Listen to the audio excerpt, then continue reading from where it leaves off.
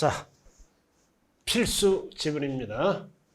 7회차 28일. 자, 1번 교환 차액 큰 편. 그래야 세금 매트에 가죠. 큰 편의 4분의 1. 4분의 1이에요. 자, 2번 1세대 1주택 비과세 규정을 적용. 부부가 각각 세대를 달리 구성하더라도 부부는 이혼하지 않는 한 무슨 세대로 본다?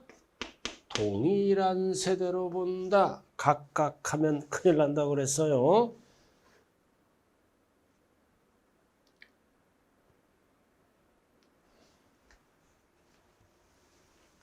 자, 3번 해외 이주 이민 가잖아. 혼자 가면 안 되죠. 세대 전원.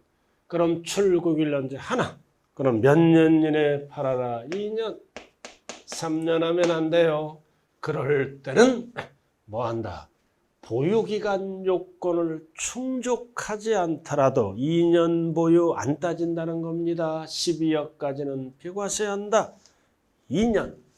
자, 그 다음 4번은 뭐를 팔았어? 다가구. 어떻게 팔았어? 하나의 매매 단위. 그럼 하나로 보지. 그래서 어떻게 한다? 전체를 몇 개로 본다? 하나. 절대 각각 하나 그러면 안 돼요. 전체를 하나로 본다. 5번. 자, 양도일 언제? 임대아파트에 입주했네요. 임대아파트에 입주했다. 그러면 뭐다? 양도일까지 거주기간이에요. 온 가족이 임대아파트에 거주해서 살아야 돼. 그리고 몇 년? 5년. 이상의 경우는 보유기간을 충족하지 않더라도 비과세한다. 단 5년은 언제부터 따진다? 절대 취득이라면 안 돼요. 임차일, 월세 주는 거니까 취득일에 속지 말자.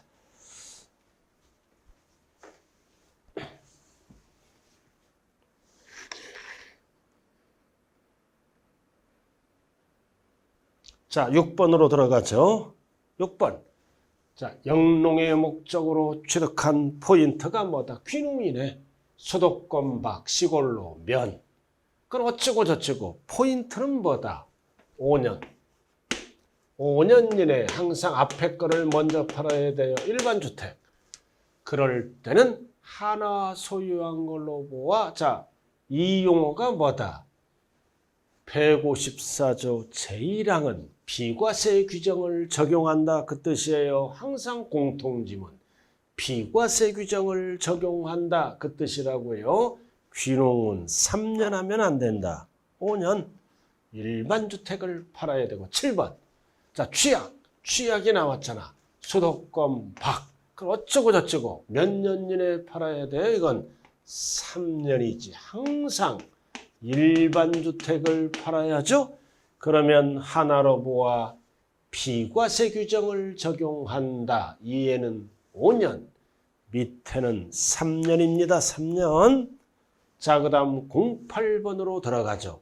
1주택을 소유한 자가 어쩌고 저쩌고 혼인이잖아. 그럼 오래 살아라. 5년. 항상 뭐를 5년 이내에 순서 없어요. 일반 주택 하면 안 돼요. 먼저 양도하는 거는 하나로 보아 비과세 규정을 적용한다. 그래서 혼인이나 동거복량은 일반이 들어가면 안 돼요. 먼저. 그래서 8번은 먼저가 되겠네요.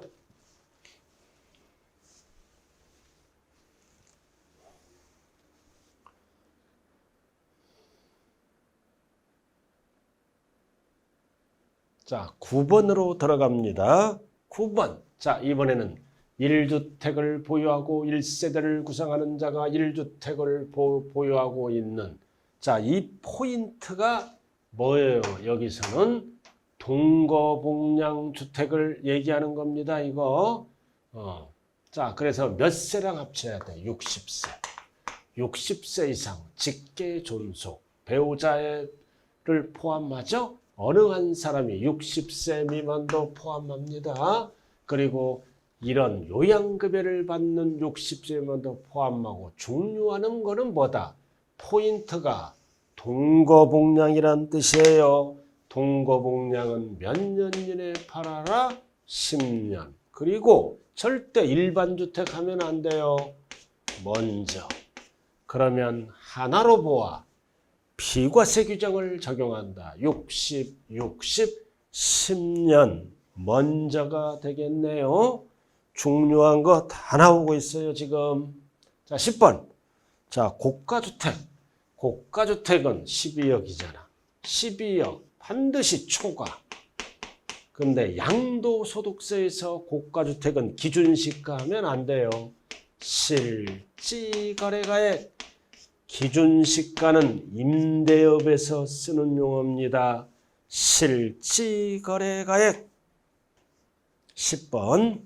절대 기준시가하면 안 된다고요. 실지거래가액이라고 말씀하셔야 돼요. 그러나 임대업에서는 기준시가입니다. 12억. 자, 그 다음 11번.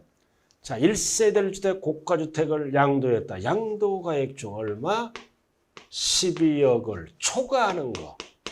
초과하는 거는 뭐다? 양도차익에 대해서는 양도세가 초과분은 어떻게 된다? 과세된다. 12억 초과 과세네요. 11번은.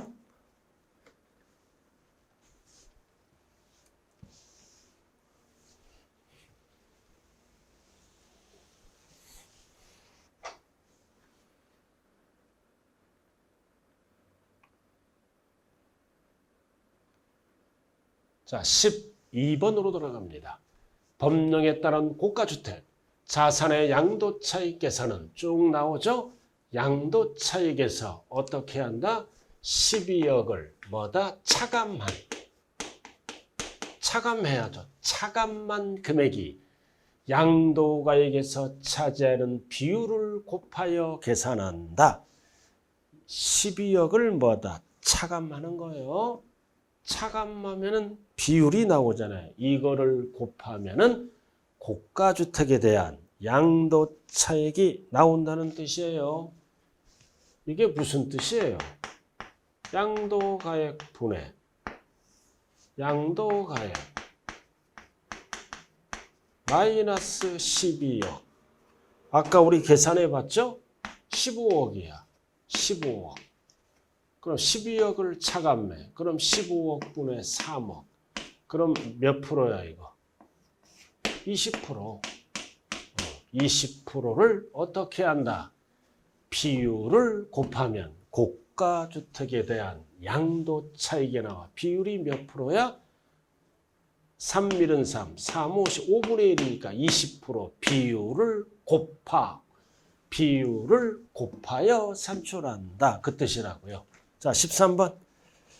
자, 13번. 자, 1세대 1주택에 대해 비과세 규정을 적용한 하나의 건물이 복합되어 있다. 상가주택, 겸용주택이죠? 자, 아무런 말이 없잖아. 연면적이 주택의 면적보다 클 때는, 포인트가 클 때는 어떻게 본다? 전체를 뭘로 본다?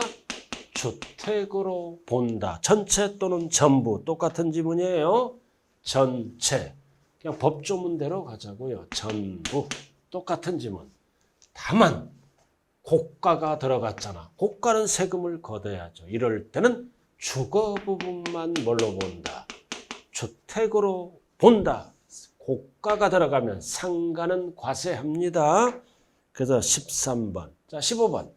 부동산 양도에 따른 양도소득세를 포인트가 뭐다? 양수자가 부담하기로 약정했다. 자, 그래서 뭐를 판단할 때 양도 시기, 날짜를 판단할 때는 포함한다, 제외한다. 그러나 주의하자. 양도 가액을 따질 때는 포함합니다. 양도 시기, 대금청산일, 날짜. 자, 16번. 장기 할부. 대금 청산 전에 양도세를 빨리 걷겠다. 약자가 뭐라 그랬어요? 소, 인, 사, 중 빠른 날. 사가 뭐다? 사용수익일. 이렇게 사용수익일이 되겠네요.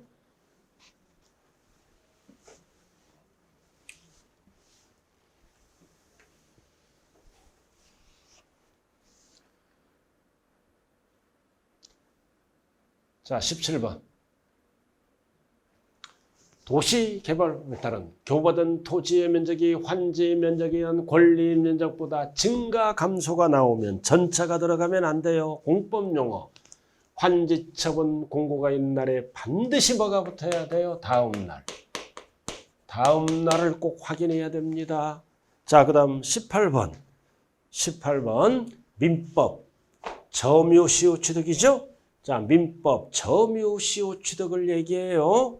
그래서 부동산 소유권을 취득하는 경우는 당해 부동산의 뭐다? 점유 개시일입니다. 이거 점유시효 취득을 얘기하는 거예요. 이거는 점유를 개시한 날, 줄여서 점유 개시일. 자, 그다음 19번. 자, 토지거래 허가구역. 허가구역이 나오면 양도 시기를 따질 때는 돈 받은 날이야. 무조건. 절대 허가일 쓰면 안 돼요. 대금 청산일이다. 날짜 물어볼 때 주의하자. 예정 신고를 따질 때는 허가가 나야 신고를 하죠. 이럴 때는 뭘로 따진다? 허가일로 따진다. 그러나 양도 시기는 돈 받은 날, 대금 청산일입니다. 자, 그 다음 20번. 소득세법상 양도소득 금액계 아까 했죠? 공제순위가 제일 낮은 것은 뭐 계산할 때?